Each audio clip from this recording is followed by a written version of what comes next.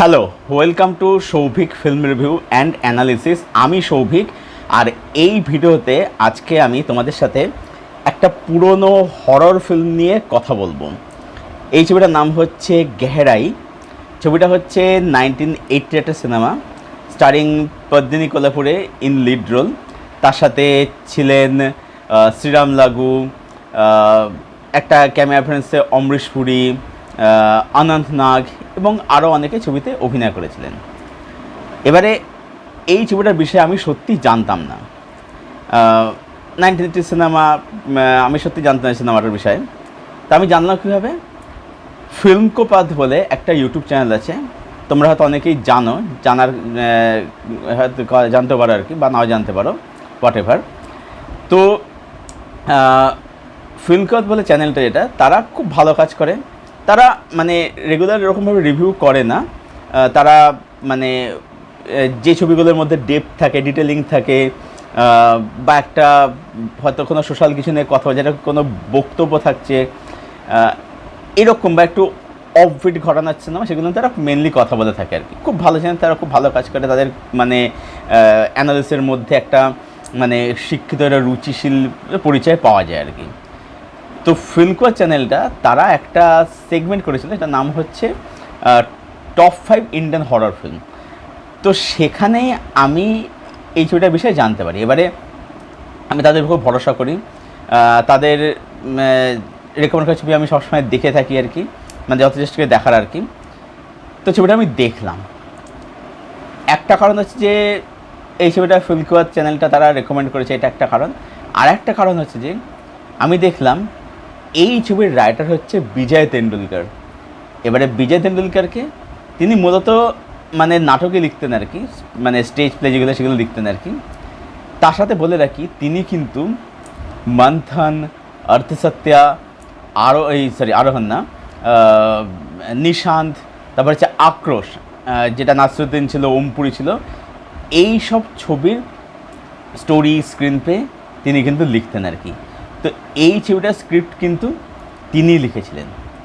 এবারে এই ছবির যে গল্পটা, দেখো গল্পটার মধ্যে কিন্তু খুব একটা বিশেষ কিছু নতুনত্ব, অভিনবত্ব নেই। গল্পটা কীরকম যে পদ্মিনী কোলাপুরের কাটা, তখন দেবাস মাত্র 15 বছর ছিল। সে একটা সফিস্টিকেটেড বড়লোক ফ্যামিলির একটা মেয়ে, যার বাবা হচ্ছে শ্রীরাম লাগু প্লে করছে, দাদা হচ্ছে অনন্ত নাগ, মানে যে কেজিএফের যে গল্প বলতো আর কি, কেজিএফের গল্পকার। তো একটা হ্যাপি ফ্যামিলি। এবার একদিন এই ফ্যামিলিরা আবিষ্কার করছে, ডিসকভার করছে যে পদ্মিনী কোলাপুরের যে মানে ক্যারেক্টার আর কি, উমা, তার মধ্যে কিছু অদ্ভুত যে আচরণ দেখা যাচ্ছে, ঠিক আছে। এবারে মানে এর পেছনে কী আছে না আছে, এই নিয়ে হচ্ছে গল্প আর কি, মানে বোঝা যাচ্ছে কিছু একটা তার সাথে হয়েছে আর কি। এবারে এই ছবির মানে যেটা মেন ইউএস, সেটা হচ্ছে যে এর রাইটিং এবং এর পারফরমেন্স। প্রথমে যে রাইটিংয়ের কথাতে, ছবিটা শুরু হচ্ছে কীরকমভাবে, ছবিটা শুরু হচ্ছে মানে এর টেমপ্লেটটা না বলতে অনেকটা এক্সোরসিস্ট বা ওমেনের মতো।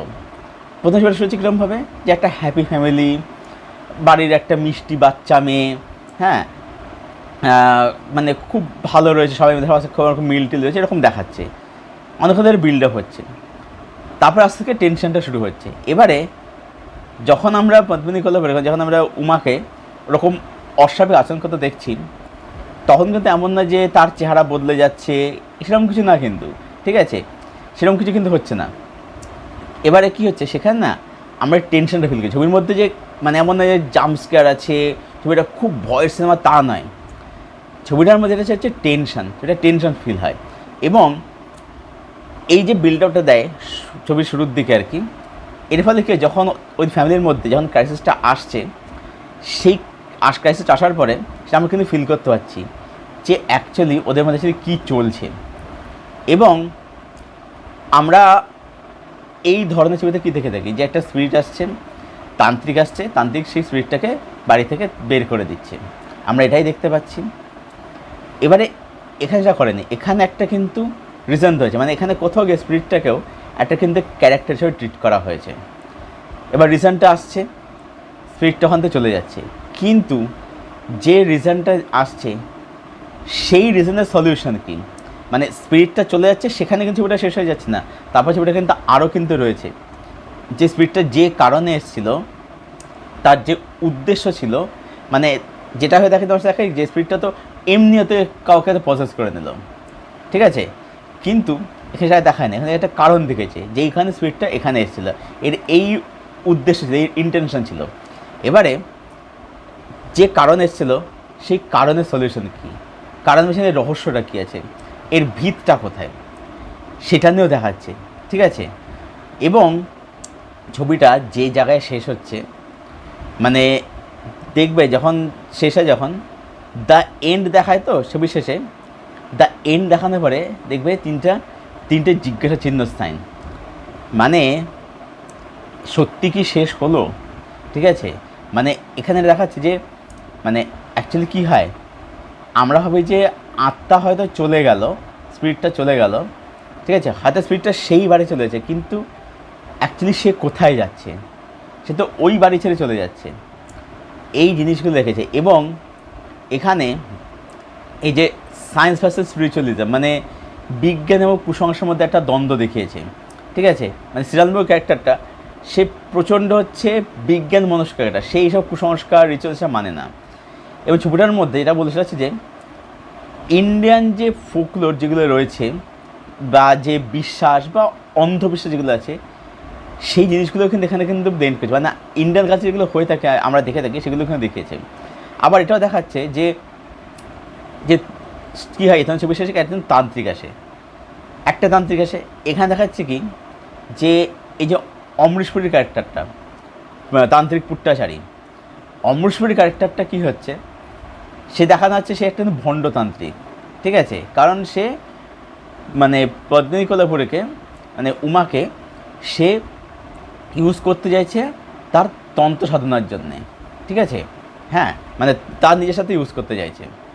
তো এরকম আর কি, মানে এই যে সাধুদের মধ্যে যে ভণ্ড সাধু থাকে বা তান্ত্রিক ভণ্ডতান্ত্রিক থাকে, এটাও কিন্তু এখানে কিন্তু রাইটার পরিচালক কিন্তু দেখেছেন আর কি। এবং ছবিটার মধ্যে মানে ছবিটা কিন্তু উপরে একটা হরর ফিল্ম, কিন্তু এটা কিন্তু অ্যাকচুয়ালি এটা কিন্তু সামাজিক গল্প আর কি, ঠিক আছে। এর মধ্যে কিন্তু সোশ্যাল অনেক ইস্যু কিন্তু মানে তুলে কথা বলা হয়েছে আর কি ছবিটার মধ্যে আর কি। মানে এটা সামাজিক গল্প বলা যেতে পারে, এর মধ্যে একটা মানে হিউম্যান সাইকোলজি দেখানো হয়েছে আর কি, হিউম্যান নেচার দেখানো হয়েছে আর কি। ছবিটার উপরে একটা হরর ফিল্ম, এখানে স্পিরিটটা আসছে, তাকেও কিন্তু কোথাও একটা ক্যারেক্টার ট্রিট করা হয়েছে। এবং মানে কোথাও গিয়ে কী হচ্ছে, মানে তার কেন্দ্রের উদ্দেশ্যে এটা কিন্তু দেখানো হয়েছে আর কি। আচ্ছা, এই হচ্ছে রাইটিংয়ের কথা আমি বললাম, রাইটিংটা আমার দারুণ লেগেছে ছবির মধ্যে, মানে এত দারুণ রাইটিং যে কারণ ছবিটা না নিছক হরর ফিল্ম না।